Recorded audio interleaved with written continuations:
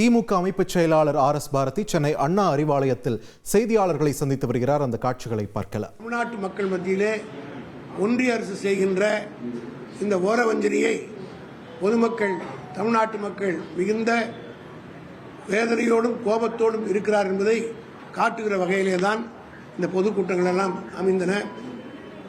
இன்றைக்கு ஒன்றிய அரசு எந்த அளவு, ஏன்னா இதெல்லாம் பொதுமக்களுக்கு பொதுவாக தெரியவில்லை, எந்த வகையிலே பொத்தாம் பொதுவாக சொல்வதை காட்டிலும் பொதுக்கூட்டங்கள் மூலமாக விளக்க வேண்டும் என்று சொன்னதற்கு காரணம் தெளிவாக ஒவ்வொரு பேச்சாளரும் பேசியிருக்கிறார். குறிப்பாக தலைவர் அவர்கள் ஆவடியிலே மிக தெளிவாக எடுத்து சொல்லியிருக்கிறார்.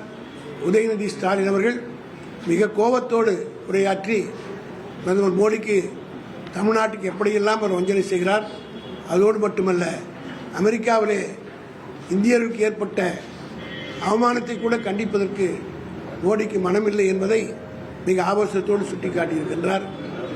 திராவிட முன்னேற்ற கழகத்தின் சார்பில் இன்றைக்கு எழுப்பப்படுகிற குரல் என்னவென்றால், ஏன் இந்த ஓர வஞ்சனை, எந்த வகையிலே தமிழ்நாடு தாழ்ந்து விட்டது, மாறி இருக்கிறார் என்று தமிழ்நாட்டுடைய பெருமை அந்த அளவுக்கு உச்சத்துக்கு போயிருக்கிறது. ஆனால் மோடியினுடைய அரசால் இதை தாங்கிக் கொள்ள முடியாமல் தொடர்ந்து வஞ்சித்து வருகிறார்.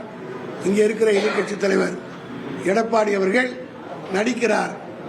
அவருடைய ஆட்சி காலத்திலே இதே ஆளுநர் மாநில அரசினுடைய அதிகாரத்தை ஆட்சி செய்ய வேண்டிய பணிகளை எல்லாம் அவரே நேரடியாக ஆய்வு செய்த நேரத்தில் எதிர்க்கட்சி தலைவராக இருந்த எங்கள் தலைவர் தளபதி மு.க. ஸ்டாலின் அவர்கள் ஆளுநர் மாளிகை முன்னாடியே ஆர்ப்பாட்டம் நடத்தி அந்த ஆர்ப்பாட்டத்தில் நாங்கள் எல்லாம் பங்கேற்றோம்.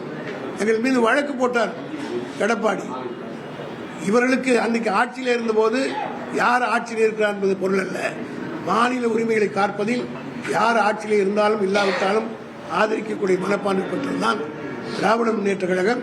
மாநில சுயாட்சி கொள்கையை வலியுறுத்தி அன்றைக்கு கவர்னராக இருந்த புரோஹித் அவர்களை கண்டித்து ஆளுநர் மாளிகையிலே ஆர்ப்பாட்டம் நடத்தினோம்.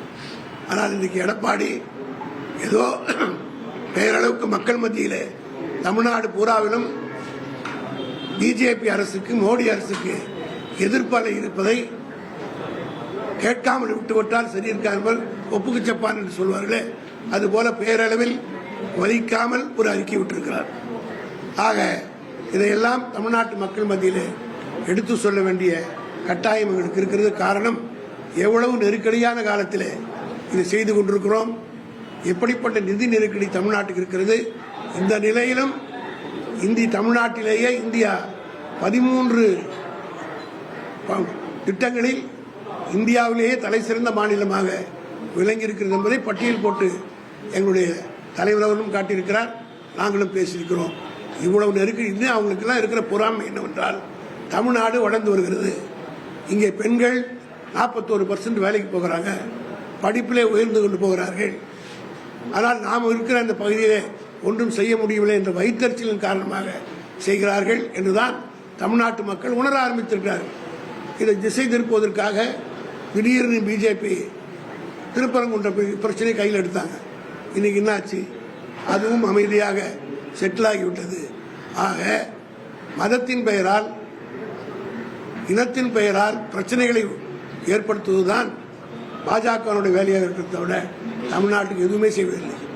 நிர்மலா சீதாராமன் சொல்கிறார்கள், தமிழ்நாட்டுக்கு நாங்கள் வந்தே பாரத் ட்ரெயின் விட்டோம், மற்ற ட்ரெயின் விட்டோம், 2 ட்ரெயின் விட்டுருக்காங்க.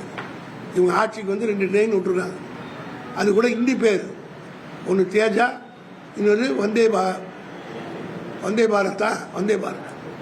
ஆனால் திராவிட முன்னேற்ற கழகம் ஆட்சியிலே கலைஞர் இருந்த காலத்தில் தமிழ்நாட்டில் விடப்பட்ட ரயில் பேரெல்லாம் பாருங்கள், Pandian express, Cholan express, Cheran express, இப்படி தமிழ் பேர் கன்னியாகுமரி, நெல்லை, காவேரி, இப்படிப்பட்ட பெயர்கள் தான் மன்னை எக்ஸ்பிரஸ் என்று தமிழ் பெயராக வைத்தார்களே தவிர 2 ட்ரெயினை விட்டுட்டு அந்த 2 ட்ரெயினையும் இந்தியிலே சொல்லக்கூடிய அளவுக்கு தான் விட்டுருக்கிறது. இதை தவிர என்ன செய்திருக்கிறார்கள்?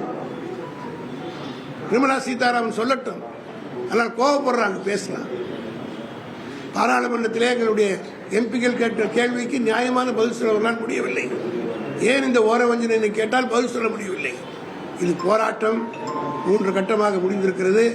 அடுத்தது ஒன்றிய அரசு திருந்தாவிட்டால் உரிய வகையில் அதற்குரிய பாடத்தை புகட்டுவதற்கு திராவிட முன்னேற்ற கழகம் உரிய வகையில் நடவடிக்கை எடுக்கும். ஈரோடு கிழக்கு இடைத்தேர்தல் முடிவு வந்திருக்கு. ஆனா திமுக வெற்றி போலியானது.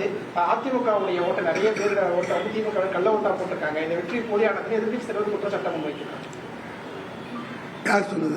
எடப்பாடி பழனிசாமி எதிர்கட்சி தலைவர். அவர் பாராட்டுவார் நீங்க நினைக்கிறீங்களா? அதாவது இது பிரச்சனையே வேற. அந்த முடிவுக்கு நான் போக விரும்பல. காரணம் என்னன்னா, திமுக இமாலய வெற்றி பெற்றது.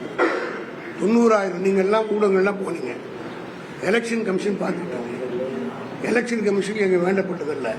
மோடி கண்ட்ரோல் இருக்குது ஊர் உலகமே சொல்லுது. அப்படிப்பட்ட காலகட்டத்தில் தான் இந்த தேர்தல் அமைதியாகவும் நியாயமாகவும் நேர்மையாக நடைபெற்றது எல்லாருக்கும் தெரியும்.